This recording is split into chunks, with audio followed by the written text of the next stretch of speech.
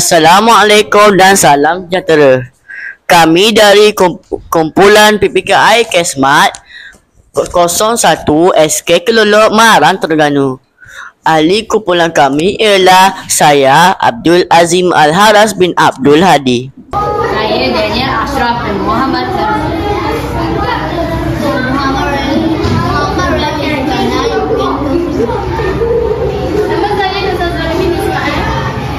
Kami ingin menunjukkan satu robot yang bertema robot tanaman yang bernama Kesmat Garden Bot. Fungsi Garden Bot ialah boleh bergerak, ada sensor, boleh menguji kelembapan tanah, menyinar pokok, ada buzzer dan ada lampu.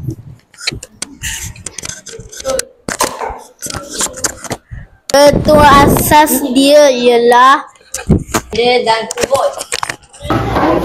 Bahan yang kami gunakan adalah botol, tebang, kotak, untuk botol, lidi. alat yang kita guna ialah hot glue, selotip, wallpaper.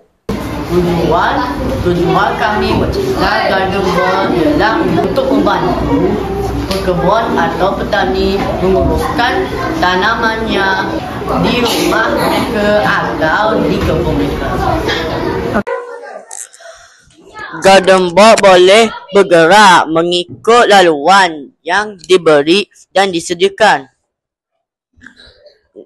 Garden Bot boleh menguji kelembapan tanah.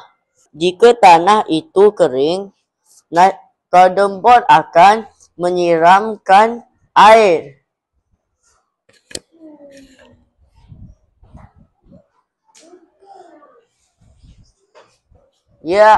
Dia boleh mengundur ke belakang, ke hadapan, ke kiri dan ke kanan. Apabila siap menguji kelembapan tanah, Garden Bot akan kembali ke tempat asalnya. Pada waktu malam, Garden Bot bertugas sebagai orang-orang yang berbentuk burung hantu.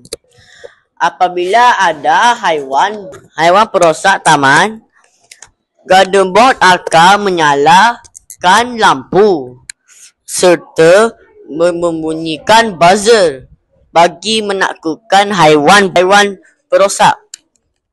Dia boleh bergerak untuk menakutkan haiwan.